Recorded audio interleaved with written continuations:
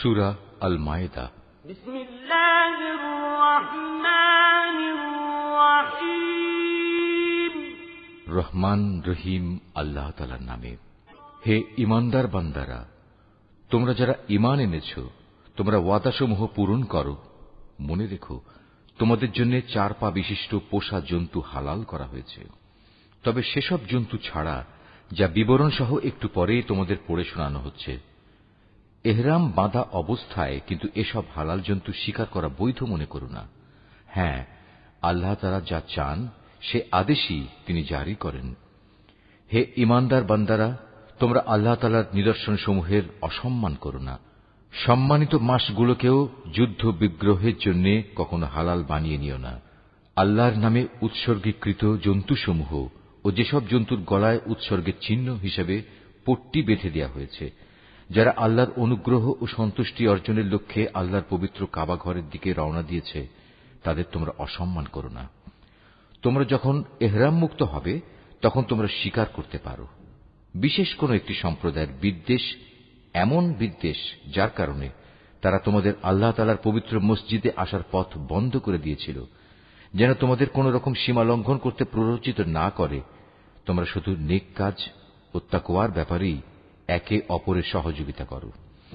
পাপ ও বাড়াবাড়ির কাজে কখনো একে অপরের সহযোগিতা করো না।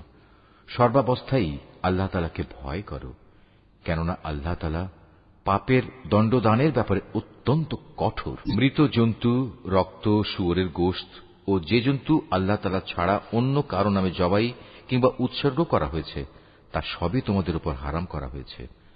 শ্বাসরুদ্ধ হয়ে মরা, আঘাত খেয়ে মরা, উপর থেকে পড়ে মরা, শিঙের আঘাতে মরা, হিংস্র জন্তুর খাওয়া জন্তুও তোমাদের জন্য হারাম।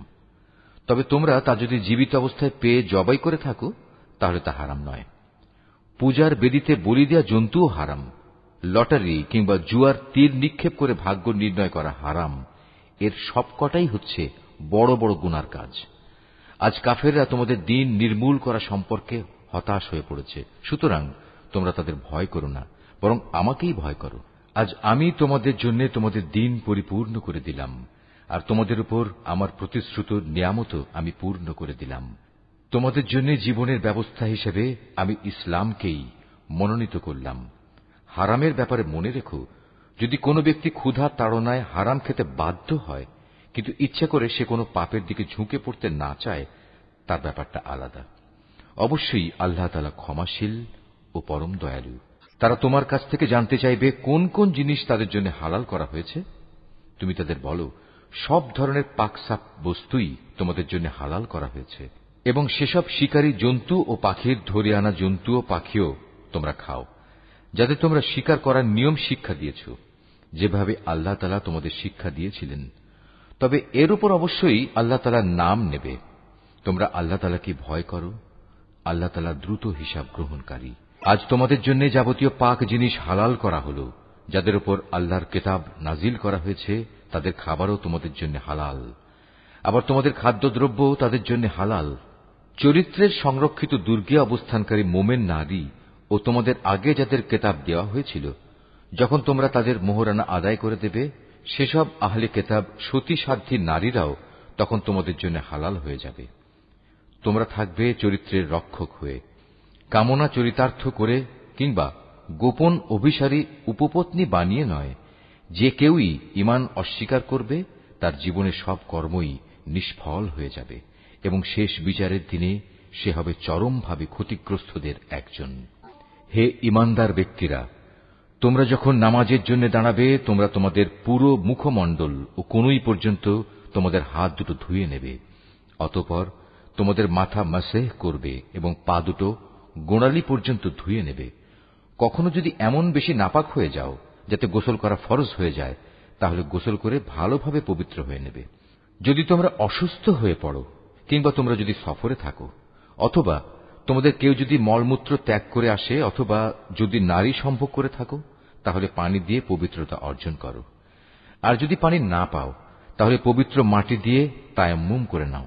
আর তায়াম্মুমের নিয়ম হচ্ছে, সেই পবিত্র মাটি দিয়ে তোমরা তোমাদের মুখমণ্ডল ও হাত মাসেহ করে নেবে। মূলত আল্লাহ তাআলা কখনো পরিষ্কার পরিচ্ছন্নতার ব্যাপারে তোমাদের কষ্ট দিতে চান না, বরং তিনি চান তোমাদের পাক সাফ করে দিতে, এবং এভাবেই তিনি তোমাদের উপর তার নিয়ামতসমূহ পূর্ণ করে দিতে চান, যাতে করে তোমরা তাঁর কৃতজ্ঞতা আদায় করতে পারো।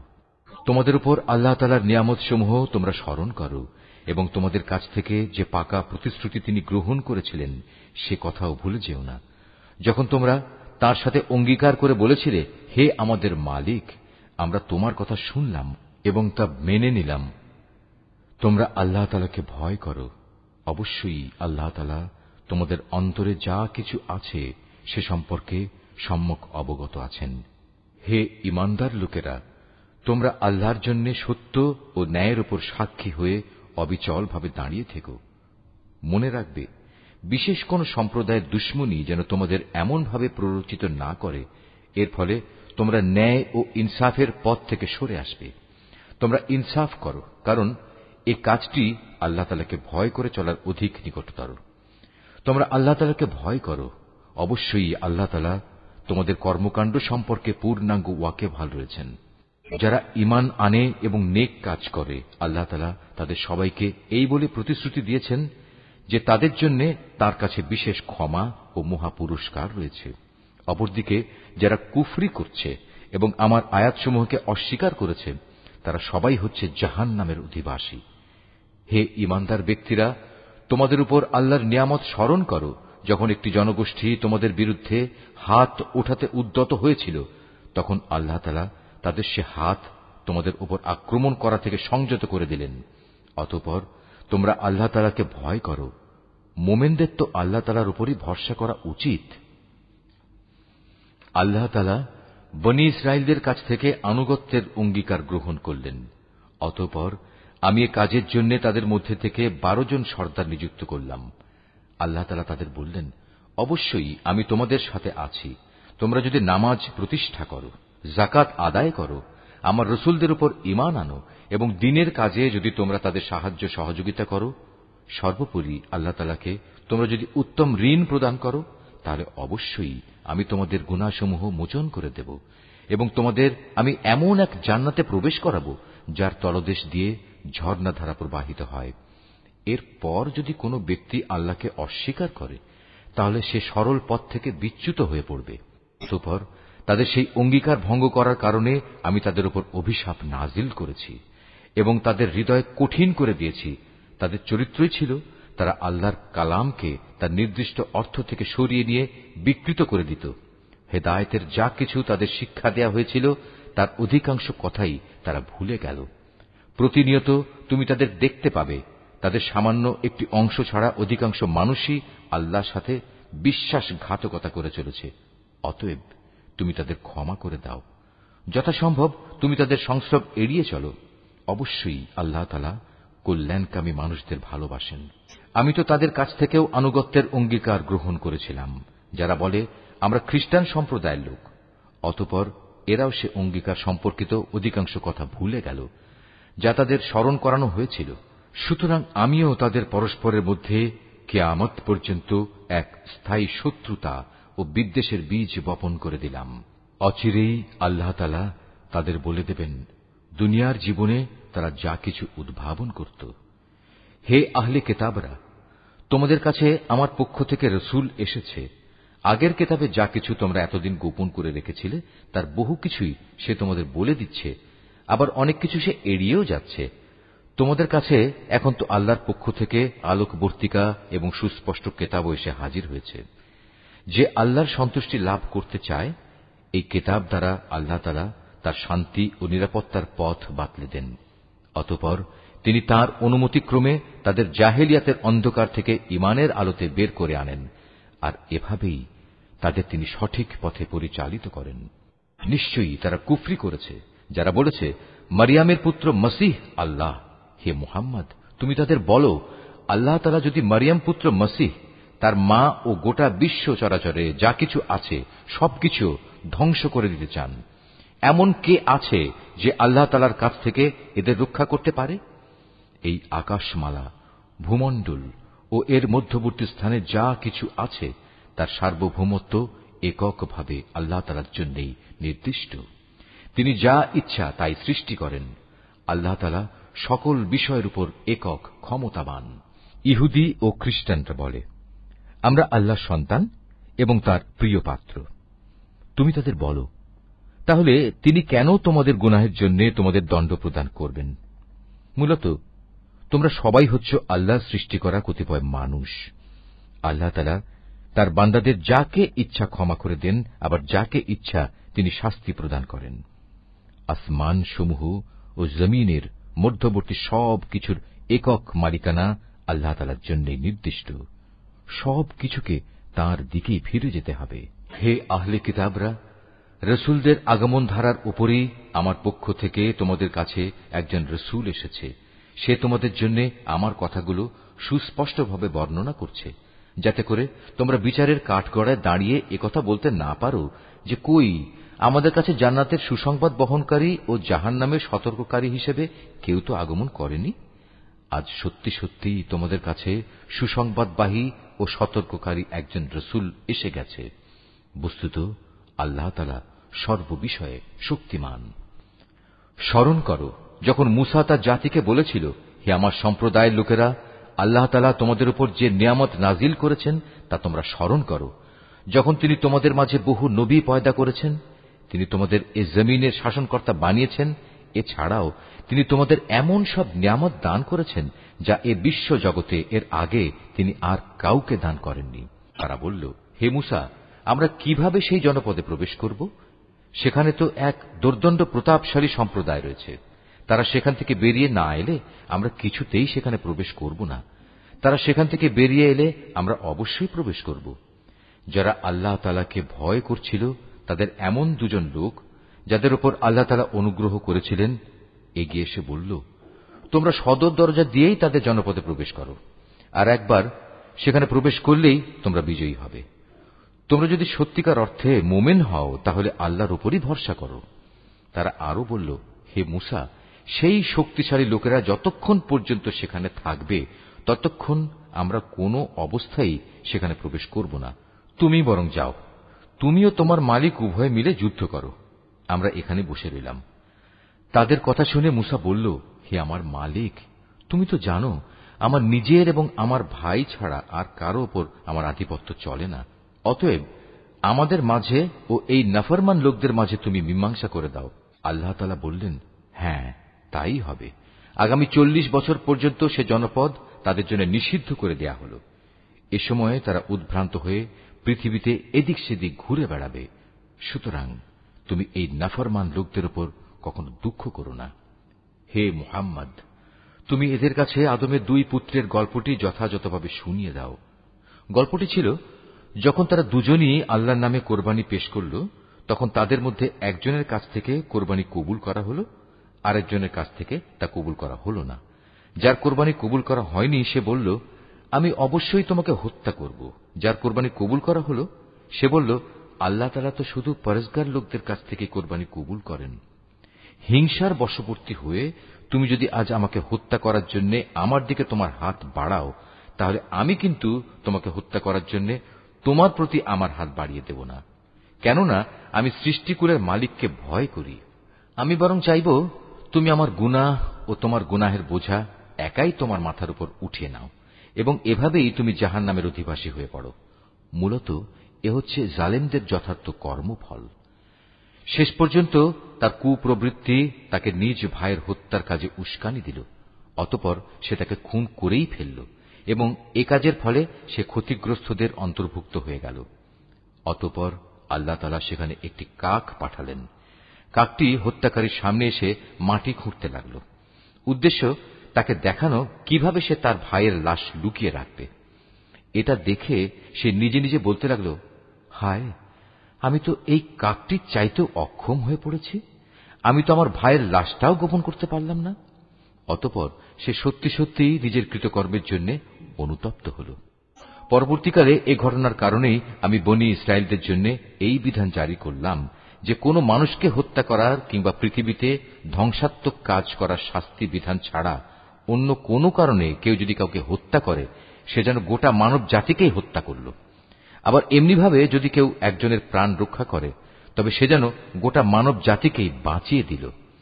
এদের কাছে আমার রসুলরা সুস্পষ্ট নিদর্শন নিয়ে এসেছিল, তারপরেও এদের অধিকাংশ লোক এ জমিনের বুকে সীমা লঙ্ঘনকারী হিসেবেই থেকে গেল। এরা আল্লাহ তাআলা ও তার রসুলের বিরুদ্ধে যুদ্ধ করে এবং আল্লাহর জমিনে বিপর্যয় সৃষ্টির অপচেষ্টা করে, তাদের জন্য নির্দিষ্ট শাস্তি হচ্ছে এই যে তাদের হত্যা করা হবে কিংবা তাদের শূলবিদ্ধ করা হবে, অথবা বিপরীত দিক থেকে তাদের হাত পা কেটে ফেলা হবে কিংবা দেশ থেকে তাদের নির্বাসিত করা হবে। এই অপমানজনক শাস্তি তাদের দুনিয়ার জীবনের জন্য। তাছাড়া পরকালে তাদের জন্য ভয়াবহ আযাব তো রয়েছেই। তবে এটা তাদের জন্য নয় যাদের উপর তোমাদের আধিপত্য স্থাপিত হবার আগেই তারা তওবা করেছে। তোমরা জেনে রেখো, আল্লাহ তাআলা একান্ত ক্ষমাশীল ও পরম করুণাময়। হে মানুষ, তোমরা যারা ঈমান এনেছ, আল্লাহ তাআলাকে ভয় করো এবং তার দিকে ধাবিত হওয়ার জন্য উপায় খুঁজতে থাকো। তার বিশেষ একটা উপায় হচ্ছে তোমরা আল্লাহর পথে জিহাদ করো, সম্ভবত তোমরা সফলকাম হতে পারবে। আর যারা ঈমান আনতে অস্বীকার করেছে, কিয়ামতের দিন পৃথিবীর সমুদয় ধন দৌলতও যদি তাদের করায়ত্ত থাকে, তার সাথে আরও যদি সমপরিমাণ সম্পদ তাদের কাছে থাকে, এ সম্পদ মুক্তিপণ হিসেবে দিয়েও যদি সে কিয়ামতের দিন জাহান্নামের আযাব থেকে মুক্তি পেতে চায়, তাও সম্ভব হবে না। তার কাছ থেকে এর কিছুই সেদিন গ্রহণ করা হবে না। তাদের জন্য সেদিন কঠোর আযাব নির্ধারিত থাকবে। তারা সেদিন দোজখের আযাব থেকে বেরিয়ে আসতে চাইবে, কিন্তু কোনো অবস্থায় তারা সেখান থেকে বেরিয়ে আসতে পারবে না। তাদের জন্য স্থায়ী আযাব নির্দিষ্ট হয়ে আছে। পুরুষ ও নারী এদের যে কেউই চুরি করবে, তাদের হাত দুটো কেটে ফেলো। এটা তাদেরই কর্মফল এবং আল্লাহর পক্ষ থেকে নির্ধারিত দণ্ড। আল্লাহ তাআলা মহা শক্তিশালী ও প্রবল প্রজ্ঞাময়। হ্যাঁ, যে ব্যক্তি এ জঘন্য জুলুম করার পর আল্লাহ তাআলার কাছে তওবা করবে এবং নিজের সংশোধন করে নেবে, অবশ্যই আল্লাহ তাআলা তার তওবা কবুল করবেন। আল্লাহ তাআলা নিঃসন্দেহে বড় ক্ষমাশীল ও দয়াময়। তুমি কি একথা জানো না, এই আকাশমণ্ডলী ও জমিনের একক সার্বভৌমত্ব একমাত্র আল্লাহ তাআলার জন্য? তিনি যাকে ইচ্ছা তাকে শাস্তি দেন, আবার যাকে ইচ্ছা তাকে তিনি মাফ করে দেন, কেননা সবকিছুর উপর তিনিই হচ্ছেন একক ক্ষমতাবান। হে রাসূল, যারা দ্রুত গতিতে কুফরির পথে ধাবিত হচ্ছে, তারা যেন তোমাকে দুঃখ না দেয়। এরা সে দলের লোক যারা মুখে মুখে বলে আমরা ঈমান এনেছি, কিন্তু সত্যিকার অর্থে তাদের অন্তর কখনো ঈমান আনেনি। আর তাদের ব্যাপারও নয় যারা ইহুদি, তারা মিথ্যা কথা শোনার জন্য সদা কান খাড়া করে রাখে, এবং তাদের বন্ধু সম্প্রদায়ের যেসব লোক কখনো তোমার কাছে আসেনি, এরা সেই অপর সম্প্রদায়টির জন্যই নিজেদের কান খাড়া করে রাখে। আল্লাহর কিতাবের কথাগুলো আপন জায়গায় বিন্যস্ত থাকার পরেও এরা তা বিকৃত করে বেড়ায়, এবং অন্যদের কাছে এরা বলে, হ্যাঁ, যদি এ ধরনের কোনো বিধান তোমাদের দেওয়া হয় তাহলে তোমরা তা গ্রহণ করো, আর সে ধরনের কিছু না দেয়া হলে তোমরা তা থেকে সতর্ক থেকো। আসলে আল্লাহ তাআলা যার পথচ্যুতি চান, তাকে আল্লাহর পাকড়াও থেকে বাঁচানোর জন্য তুমি তো কিছুই করতে পারো না। এরাই হচ্ছে সেসব হতভাগ্য লোক। আল্লাহ তাআলা কখনো যাদের অন্তরগুলোকে পাক সাফ করার ইরাদা পোষণ করেন না, তাদের জন্য পৃথিবীতে যেমনি রয়েছে অপমান ও লাঞ্ছনা, পরকালেও তেমনি তাদের জন্য অপেক্ষা করছে ভয়াবহ আযাব। ইহুদিদের চরিত্র হচ্ছে, এরা যেমন মিথ্যা কথা শুনতে অভ্যস্ত, তেমনি এরা হারাম মাল খেতেও ওস্তাদ। অতএব এরা যদি কখনো কোনো বিচার নিয়ে তোমার কাছে আসে, তাহলে তুমি চাইলে তাদের বিচার করতে পারো কিংবা তাদের উপেক্ষা করো। যদি তুমি তাদের ফিরিয়ে দাও, তাহলে নিশ্চিত থাকো এরা তোমার কোনোই অনিষ্ট করতে পারবে না।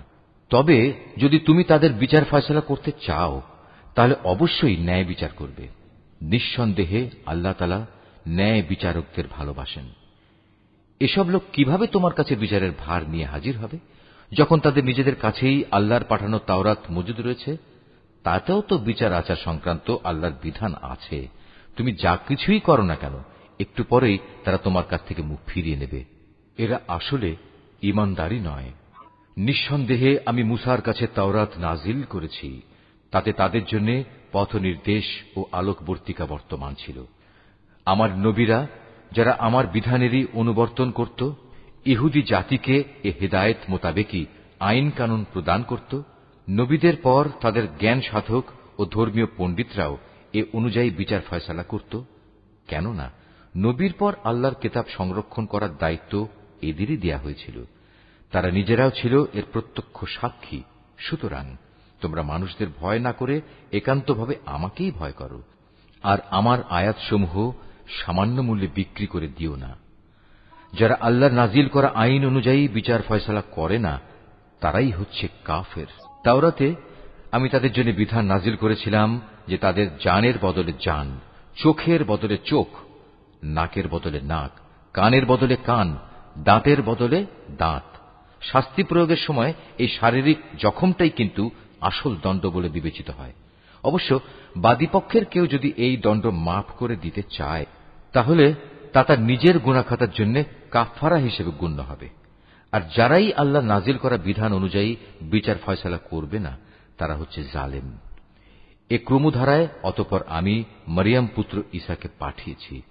সে সময় আগে থেকে তাওরাতে যা কিছু অবশিষ্ট ছিল সে ছিল তার সত্যতা স্বীকারকারী, আর আমি তাকে ইনজিল দান করেছি, তাতে ছিল হেদায়েত ও নূর। তখন তাওরাতে যা কিছু তার কাছে বর্তমান ছিল, ইনজিল কিতাব তার সত্যতা স্বীকার করেছে।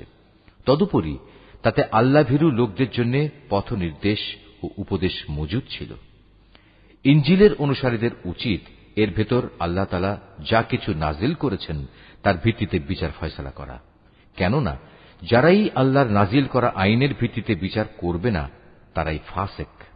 হে মুহাম্মদ, আমি তোমার প্রতি সত্য দ্বীন সহ এ কিতাব নাজিল করেছি। আগের কিতাবসমূহের যা কিছু অবিকৃত অবস্থায় তার সামনে মজুদ রয়েছে, এ কিতাব তার সত্যতা স্বীকার করে। শুধু তাই নয়, এ কিতাব সেসব বিধানের হেফাজতকারীও বটে। সুতরাং আল্লাহ তাআলা যেসব বিধি বিধান নাজিল করেছেন তার ভিত্তিতেই তুমি বিচার ফয়সালা করো।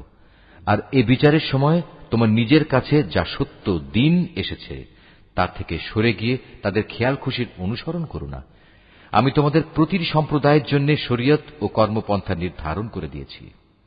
আল্লাহ তাআলা চাইলে তোমাদের সবাইকে একই উম্মত বানিয়ে দিতে পারতেন, বরং তিনি তোমাদের যা দিয়েছেন তার ভিত্তিতে তোমাদের যাচাই বাছাই করে নিতে চেয়েছেন। অতএব ভালো কাজে তোমরা সবাই প্রতিযোগিতা করো, কেননা আল্লাহ তাআলার দিকেই হবে তোমাদের সকলের প্রত্যাবর্তন স্থল। এখানে তোমরা যেসব বিষয় নিয়ে মতভেদ করতে, অতঃপর তিনি অবশ্যই তা তোমাদের স্পষ্ট করে বলে দেবেন। অতএব হে মুহাম্মদ, তোমার উপর আল্লাহ তাআলা যে আইন কানুন নাজিল করেছেন তুমি তারই ভিত্তিতে এদের মাঝে বিচার ফয়সালা করো, এবং কখনো তাদের খেয়াল খুশির অনুসরণ করো না, এবং তাদের ষড়যন্ত্র থেকে সতর্ক থেকো। যা কিছু আল্লাহ তাআলা তোমার উপর নাজিল করেছেন তার কোনো কোনো বিষয়ে যেন তারা কখনো তোমাকে ফিতনায় না ফেলতে পারে। অতঃপর তোমার ফয়সালায় যদি এরা মুখ ফিরিয়ে নেয়, তাহলে জেনে রেখো আল্লাহ তাআলা তাদের নিজেদেরই কোনো গুনাহের জন্য তাদের কোন রকম মুসিবতে ফেলতে চান। কেননা মানুষের মাঝে অধিকাংশই হচ্ছে অবাধ্য। তবে কি তারা পুনরায় জাহেলিয়াতের বিচার ব্যবস্থা তালাশ করছে? অথচ যারা আল্লাহতে বিশ্বাস করে তাদের কাছে আল্লাহ তাআলার চাইতে উত্তম বিচারক আর কে হতে পারে? হে ঈমানদার লোকেরা, তোমরা কখনো ইহুদি খ্রিস্টানদের নিজেদের বন্ধু হিসেবে গ্রহণ করো না, কেননা এরা নিজেরা সব সময় একে অপরের বন্ধু। তোমাদের মধ্যে কেউ যদি কখনো এদের কাউকে বন্ধু বানিয়ে নেয়, তাহলে সে তাদেরই দলভুক্ত হয়ে যাবে। আর আল্লাহ তাআলা কখনো জালেম সম্প্রদায়কে হেদায়েত দান করেন না। অতঃপর যাদের অন্তরে মুনাফিকির ব্যাধি রয়েছে তাদের তুমি দেখবে তারা বিশেষ তৎপরতার সাথে এই বলে তাদের সাথে মিলিত হচ্ছে যে আমাদের আশঙ্কা হচ্ছে কোনো বিপর্যয় এসে আমাদের উপর আপতিত হবে। পরে হয়তো আল্লাহ তাআলা তোমাদের কাছে বিজয় নিয়ে আসবেন, কিংবা তার কাছ থেকে অন্য কিছু অনুগ্রহ তিনি দান করবেন। তখন তা দেখে এ লোকেরা নিজেদের মনের ভেতর যে কপটতা লুকিয়ে রেখেছিল তার জন্য ভীষণ অনুতপ্ত হবে। তখন ঈমানদার লোকেরা বলবে, এরাই কি ছিল সেসব মানুষ যারা আল্লাহ তাআলার নামে বড় বড় শপথ করত যে তারা অবশ্যই তোমাদের সঙ্গে আছে? এই আচরণের ফলে তাদের কার্যকলাপই বিনষ্ট হয়ে গেল, ফলে তারা ভীষণভাবে ক্ষতিগ্রস্ত হয়ে পড়ল। হে মানুষ, তোমরা যারা আল্লাহর উপর ঈমান এনেছ, তোমাদের মধ্যে কোন লোক যদি নিজের দ্বীন ইসলাম থেকে মুরতাদ হয়ে ফিরে আসে, তাতে আল্লাহ তাআলার কোনো ক্ষতি নেই। তবে আল্লাহ তাআলা অচিরেই এমন এক সম্প্রদায়ের উত্থান ঘটাবেন যাদের তিনি ভালোবাসবেন, তারাও তাকে ভালোবাসবে। তারা হবে মুমিনদের প্রতি কোমল ও কাফেরদের প্রতি কঠোর। তারা আল্লাহর পথে সংগ্রাম করবে, কোন নিন্দুকের নিন্দার পরোয়া তারা করবে না। মূলত এ হচ্ছে আল্লাহর একটি অনুগ্রহ, যাকে চান তাকেই তিনি তা দান করেন। আল্লাহ তাআলা প্রাচুর্যময় ও প্রজ্ঞার আধার। তোমাদের একমাত্র পৃষ্ঠপোষক হচ্ছেন আল্লাহ তাআলা, তার রাসূল এবং সেসব ঈমানদার লোকেরা যারা নামাজ প্রতিষ্ঠা করে, যাকাত আদায় করে, সর্বোপরি আল্লাহ তাআলার সামনে যারা সদা অবনমিত থাকে। হে ঈমানদার লোকেরা, তোমাদের আগে যাদের আল্লাহ তাআলার কিতাব দেওয়া হয়েছিল তাদের মধ্যে যারা তোমাদের দ্বীনকে বিদ্রূপ ও খেল তামাশার বস্তুতে পরিণত করে রেখেছে, তাদের এবং কাফেরদের কখনো তোমরা নিজেদের বন্ধু বানিও না। যদি তোমরা সত্যিকার অর্থে মোমেন হয়ে থাকো তাহলে একমাত্র আল্লাহ তাআলাকেই বন্ধু বানাও এবং তাঁকেই ভয় করো। যখন তোমরা মানুষদের নামাজের জন্য ডাকো তখন এই ডাককে এরা হাসি তামাশা ও খেলার বস্তু বানিয়ে দেয়। এরা হচ্ছে এমন এক সম্প্রদায় যারা হক বাতিলের কিছুই বোঝে না। হে রাসূল, তুমি এদের বলো, তোমরা যে আমাদের কাছ থেকে প্রতিশোধ নিচ্ছ তার কারণ এই যে আমরা আল্লাহর উপর ঈমান এনেছি এবং আমাদের উপর আগে ও বর্তমানে যা কিছু নাজিল করা হয়েছে তার উপর বিশ্বাস স্থাপন করেছি। আসলে তোমাদের অধিকাংশ মানুষই হচ্ছে গুনাহগার। হে রাসূল, তুমি বলো, আমি কি তোমাদের বলে দেব আল্লাহর কাছ থেকে সবচাইতে নিকৃষ্ট পুরস্কার কে পাবে? সে লোক হচ্ছে যার উপর আল্লাহ তাআলা অভিশাপ দিয়েছেন, যার উপর আল্লাহর ক্রোধ রয়েছে এবং যাদের কিছু লোককে তিনি বানর, কিছু লোককে শুয়োরে পরিণত করে দিয়েছেন, যারা মিথ্যা মাবুদের আনুগত্য স্বীকার করেছে। এরাই হচ্ছে সেসব লোক পরকালে যাদের অবস্থান হবে অত্যন্ত নিকৃষ্ট এবং দুনিয়াতেও এরা সরল পথ থেকে বহু দূরে বিচ্যুত হয়ে পড়েছে। তারা যখন তোমার সামনে আসে তখন বলে, আমরা ঈমান এনেছি। আসলে তারা তোমার কাছে কুফরি নিয়েই প্রবেশ করছিল এবং তা নিয়েই তোমার কাছ থেকে তারা বেরিয়ে গেছে। তারা মনের ভেতর যা কিছু লুকিয়ে রাখছিল আল্লাহ সে ব্যাপারে পূর্ণ ওয়াকিবহাল রয়েছেন। তাদের অনেককেই তুমি দেখতে পাবে গুনাহ করা, আল্লাহর সাথে বিদ্রোহ ও হারাম মাল ভোগ করার কাজে এরা একে অপরের সাথে প্রতিযোগিতা করে চলেছে। এরা যা কিছু করে মূলত তা বড়ই নিকৃষ্ট কাজ। কত ভালো হতো এদের ধর্মীয় নেতা ও পণ্ডিত ব্যক্তিরা যদি এদের এসব পাপের কথা ও হারাম মাল ভোগ করা থেকে বিরত রাখত, কারণ এরা যা কিছু সংগ্রহ করছে তা বড়ই জঘন্য। ইহুদিরা বলে, আল্লাহর দানের হাত পা বাঁধা পড়ে গেছে। আসলে তাদের নিজেদের হাতই বাঁধা পড়ে গেছে। আর তারা যা কিছু বলেছে সে কারণে তাদের উপর আল্লাহ তাআলার অভিশাপ নাজিল করা হয়েছে। আল্লাহর তো দুনিয়া আখিরাতের উভয় হাতই মুক্ত। যেভাবে তিনি চান সেভাবেই তিনি দান করেন। প্রকৃত ঘটনা হচ্ছে, তোমার মালিকের পক্ষ থেকে যা কিছু তোমার উপর নাজিল করা হয়েছে তা তাদের অনেকেরই সীমা লঙ্ঘন ও কুফরি বাড়িয়ে দিয়েছে। এই আচরণের ফলে আমি তাদের মাঝে কিয়ামত পর্যন্ত একটা শত্রুতা ও পরস্পর বিদ্বেষ সঞ্চার করে দিয়েছি। যখনই তারা যুদ্ধের আগুন জ্বালিয়ে দিতে চেয়েছে আল্লাহ তাআলা তখনই তা নিভিয়ে দিয়েছেন। তারা বারবার এ জমিনে বিপর্যয় সৃষ্টির প্রয়াস পেয়েছে। আসলে আল্লাহ তাআলা বিপর্যয় সৃষ্টিকারীদের মোটেই ভালোবাসেন না।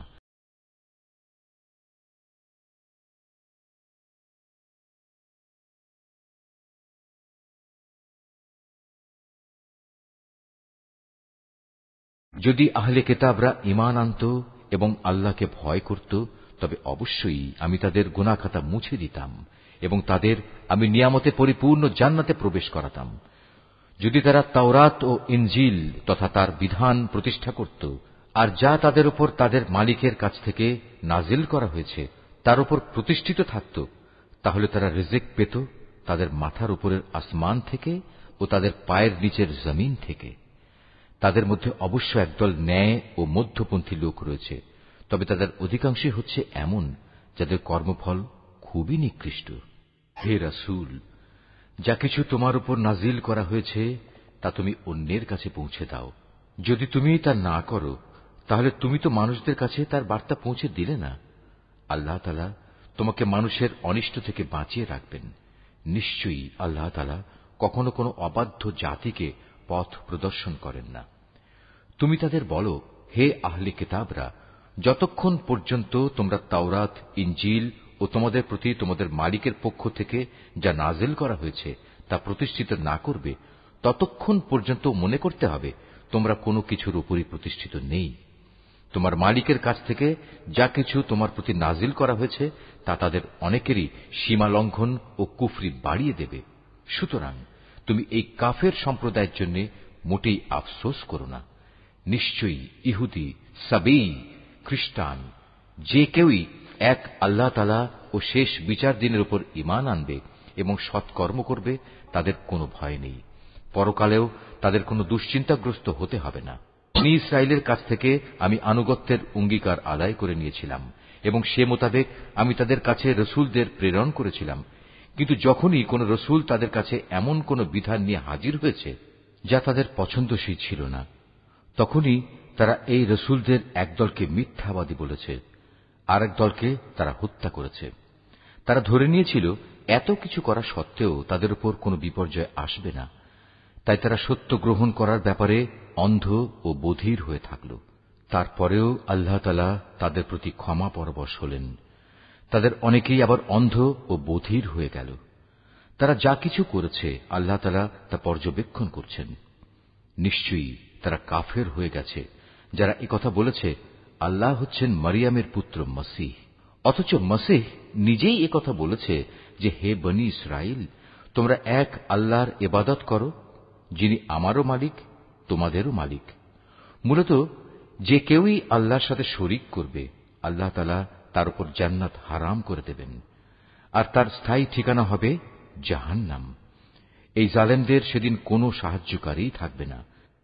তারাও কুফরি করেছে যারা বলেছে তিনজনের মধ্যে তৃতীয় জন হচ্ছেন আল্লাহ, অথচ এক আল্লাহ তাআলা ছাড়া আর কোন ইলাহ নেই। তারা যদি এখনো তাদের এসব অলীক কথাবার্তা থেকে ফিরে না আসে, তবে তাদের মাঝে যারা একথা বলে কুফরি করেছে তাদের অবশ্যই কঠিন যন্ত্রণাদায়ক আযাবে পেয়ে যাবে। তারা কি আল্লাহর কাছে তওবা করবে না? কখনো কি তারা তাঁর কাছে ক্ষমা প্রার্থনা করবে না? আল্লাহ তাআলা বড়ই ক্ষমাশীল ও দয়াময়। মারিয়াম পুত্র মসীহ তো রসুল ছাড়া কিছুই ছিল না। তার আগেও তার মতো অনেক রসুল গত হয়েছে।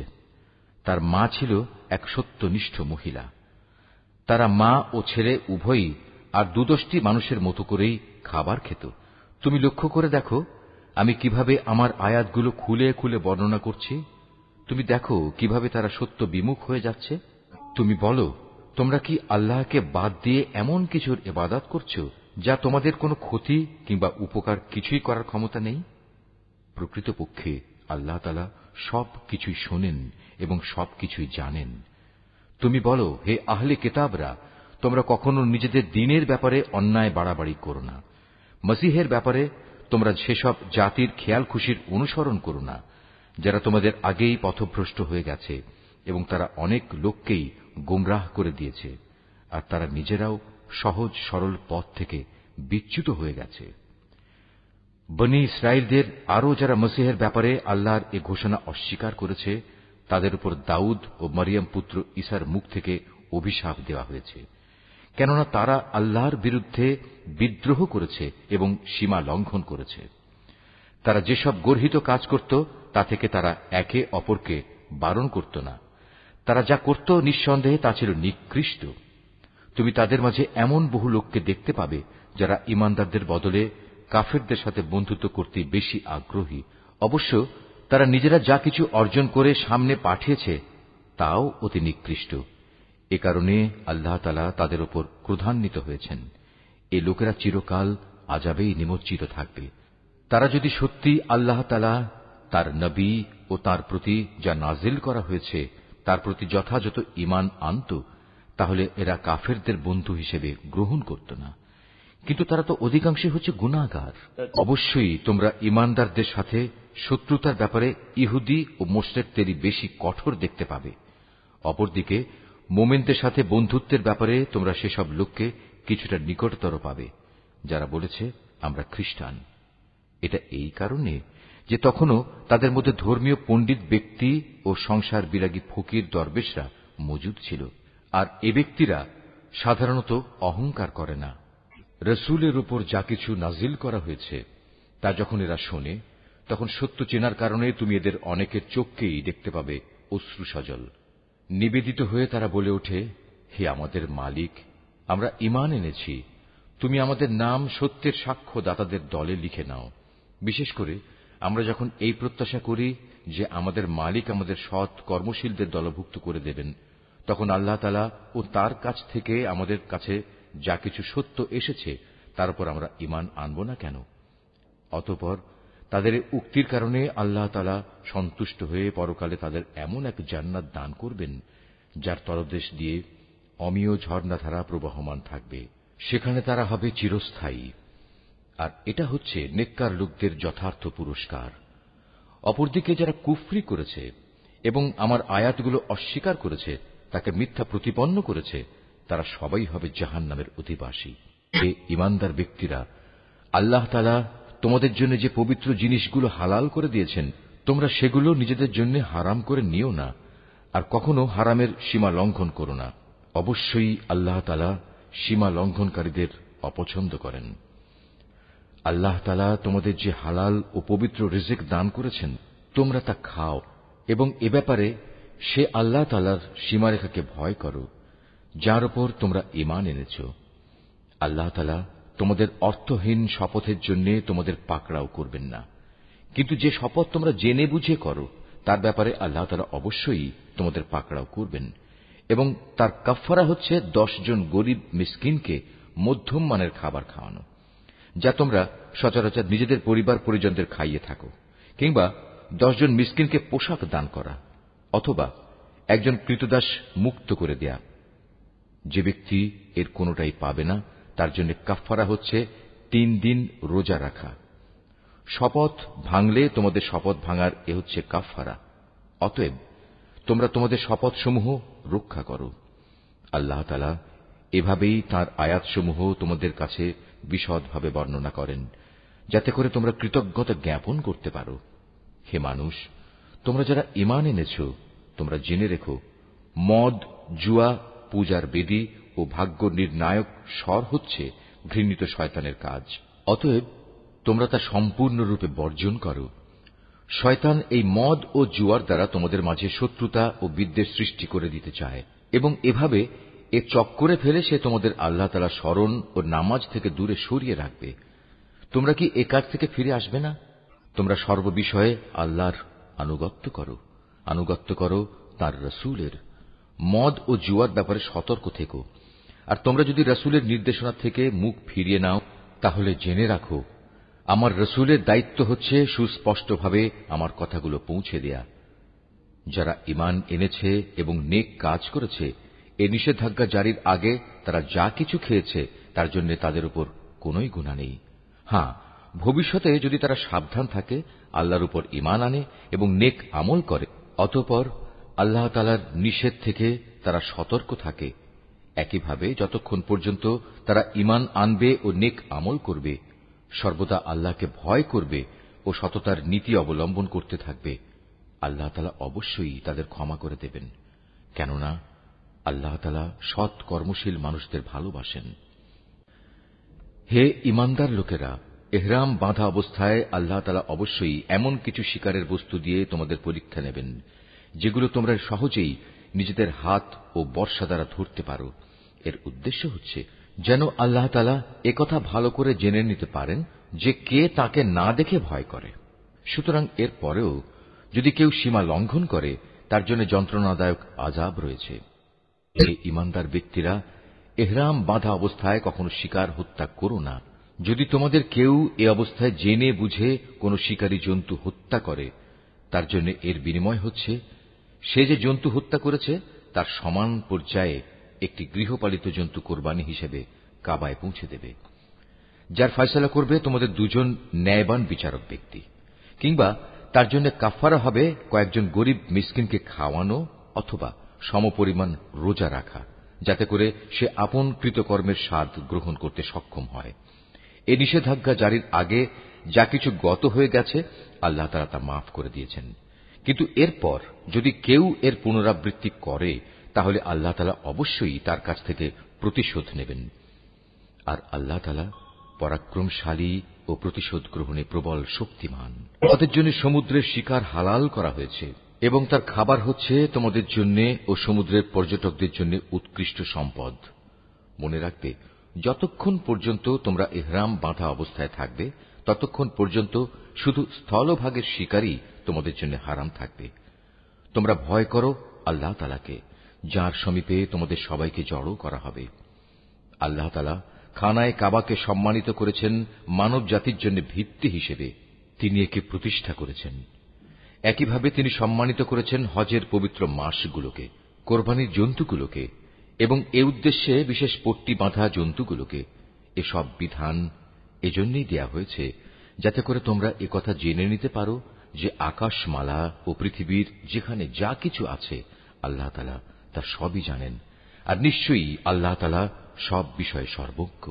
তোমরা জেনে রাখো আল্লাহ তাআলা শাস্তি দানের ব্যাপারে যেমনি কঠোর, তেমনি পুরস্কারের বেলায় আল্লাহ তাআলা অত্যন্ত ক্ষমাশীল ও পরম দয়ালু।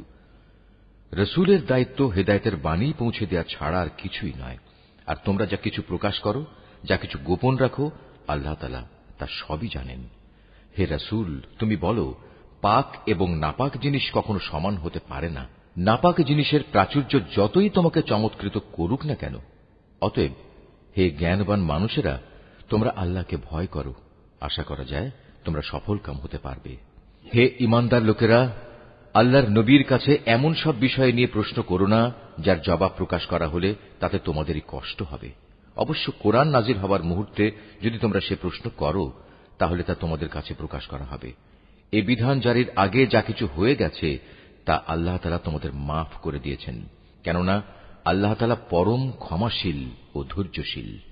তোমাদের আগেও কিছু সম্প্রদায় তাদের নবীকে এ ধরনের প্রশ্ন করত, কিন্তু এর পরক্ষণেই তারা তা অমান্য করতে শুরু করল।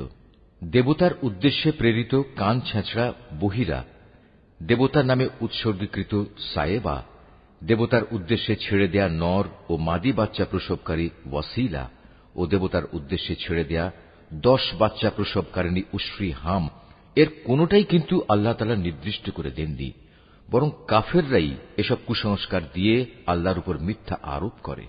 আর এদের অধিকাংশ লোক তো সত্য মিথ্যার তফাৎটুকু উপলব্ধি করে না। যখন এদের বলা হয় আল্লাহ তাআলা যা কিছু নাজিল করেছেন তোমরা সেদিকে এসো, এসো তাঁর রসুলের দিকে, তখন তারা বলে, আমরা আমাদের বাপ দাদাদের যে বিধানের উপর পেয়েছি তাই আমাদের জন্য যথেষ্ট।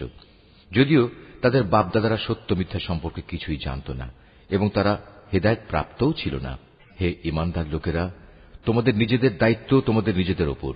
অন্য কোন ব্যক্তি যদি গোমরা হয়ে গিয়ে থাকে তাহলে সে পথভ্রষ্ট ব্যক্তি তোমাদের কোনো ক্ষতি সাধন করতে পারবে না, যতক্ষণ পর্যন্ত তোমরা নিজেরা সঠিক পথের উপর চলতে থাকবে।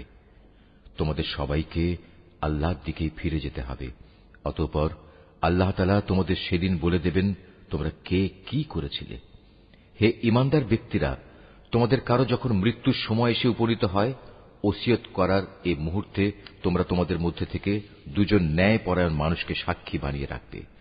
আর যদি তোমরা প্রবাসে থাকো এবং এ সময় যদি তোমাদের উপর মৃত্যুর বিপদ এসে পড়ে, তখন বাইরের লোকদের মধ্যে থেকে 2 ব্যক্তিকে সাক্ষী বানিয়ে নেবে। পরে যদি এ ব্যাপারে তোমাদের কোনো সন্দেহ দেখা দেয় তাহলে সাক্ষী 2জনকে নামাজের পর আটকে রাখবে। অতঃপর তারা আল্লাহর নামে কসম করে বলবে, আমরা কোনো স্বার্থের খাতিরে এ সাক্ষ্য বিক্রি করব না। এর কোনো পক্ষ আমাদের ঘনিষ্ঠ আত্মীয় হলেও নয়। আমরা আল্লাহর জন্য এ সাক্ষ্য গোপন করব না। আমরা যদি তেমন কিছু করি তাহলে আমরা গুনাহগারদের দলে শামিল হয়ে যাব।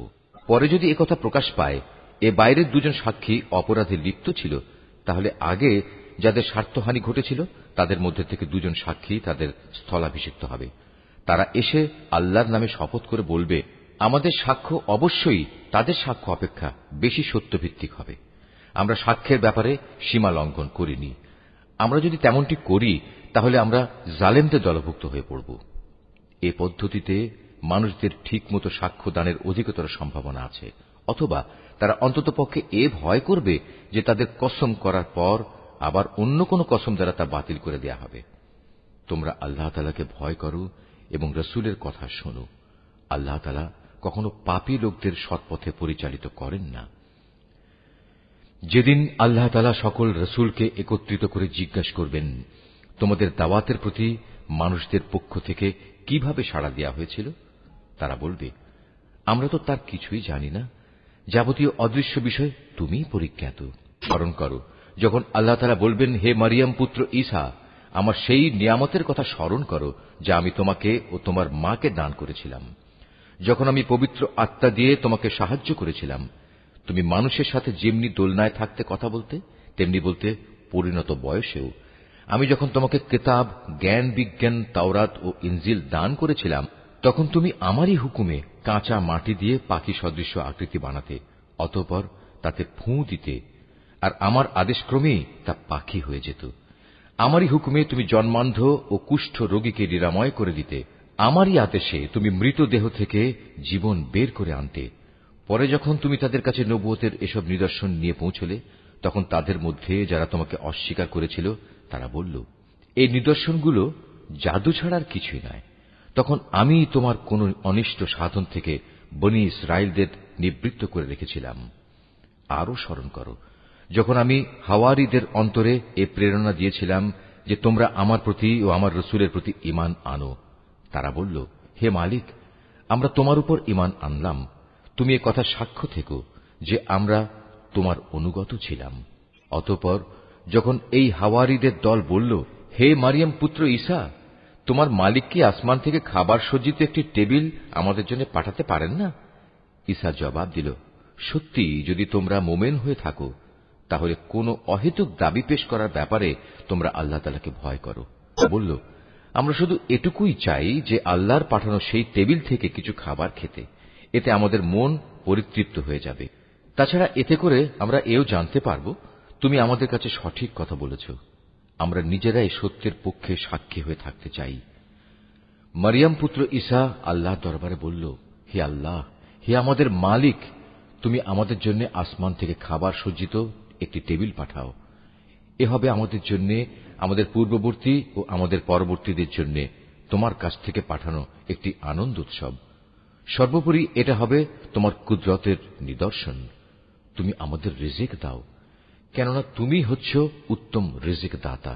আল্লাহ তাআলা বললেন, হ্যাঁ, আমি তোমাদের কাছে তা অচিরেই পাঠাচ্ছি। তবে এর পরেও যদি তোমাদের কেউ আমার ক্ষমতা অস্বীকার করে, তাহলে তাকে আমি এমন কঠিন শাস্তি দেব যা আমি সৃষ্টিকুলের কাউকেই আর দেব না। যখন আল্লাহ তাআলা বলবেন, হে মারিয়াম পুত্র ঈসা, তুমি কি কখনো তোমার লোকদের একথা বলেছিলে যে তোমরা আল্লাহকে বাদ দিয়ে আমাকে ও আমার মাকে ইলাহ বানিয়ে নাও? এ কথার উত্তরে সে বলবে, হে আল্লাহ, সমগ্র পবিত্রতা তোমার জন্যে। এমন কোন কথা আমার পক্ষে শোভা পেত না যে কথা বলার আমার কোনো অধিকারই ছিল না। যদি আমি তাদের এমন কোন কথা বলতামই, তাহলে তুমি তো অবশ্যই তা জানতে। নিশ্চয়ই তুমি তা জানো আমার মনে যা কিছু আছে, কিন্তু আমি তো জানি না তোমার মনে কি আছে। যাবতীয় গোপন বিষয় অবশ্যই তুমি সম্যক জ্ঞাত আছো। তুমি আমাকে যা কিছু বলতে হুকুম করেছ, আমি তো তাদের তাছাড়া অন্য কিছুই বলিনি। আর সে কথা ছিল, তোমরা শুধু আল্লাহ তাআলার ইবাদত করো, যিনি আমার মালিক, তোমাদেরও মালিক। আমি যতদিন তাদের মধ্যে ছিলাম, ততদিন তো আমি নিজেই তাদের কার্যকলাপের সাক্ষী ছিলাম, কিন্তু যখন তুমি আমাকে তুলে নিলে, তখন তুমিই ছিলে তাদের উপর একক নেগাহবান। যাবতীয় ক্রিয়াকর্মের তুমিই ছিলে একক খবরদার। আজ তাদের অপরাধের জন্য তুমি যদি তাদের শাস্তি দাও, দিতে পারো, কারণ তারা তো তোমারই বান্দা। আর তুমি যদি তাদের ক্ষমা করে দাও, তাও তোমার মর্জি। তুমিই হচ্ছ বিপুল ক্ষমতাশালী, প্রজ্ঞাময়। আল্লাহ তাআলা বলবেন, হ্যাঁ, এ হচ্ছে সেদিন যেদিন সত্যাশ্রয়ী ব্যক্তিরা তাদের সততার জন্য প্রচুর কল্যাণ লাভ করবে। আর সে কল্যাণ হচ্ছে তাদের জন্য এমন সুরম্য জান্নাতের ব্যবস্থা করে রাখা হয়েছে, যার তলদেশ দিয়ে অমিয় ঝর্ণাধারা প্রবাহিত থাকবে। সেখানে তারা চিরদিন থাকবে। আল্লাহ তাআলা তাদের উপর সন্তুষ্ট থাকবেন এবং তারাও আল্লাহর উপর সন্তুষ্ট থাকবে। বস্তুত এ হচ্ছে এক মহা সাফল্য। আকাশমালা ও জমিন এবং এর মধ্যবর্তী সমগ্র সৃষ্টি লোকের বাদশাহিত আল্লাহর জন্যই, এবং তিনি সবকিছুর উপর শক্তিমান।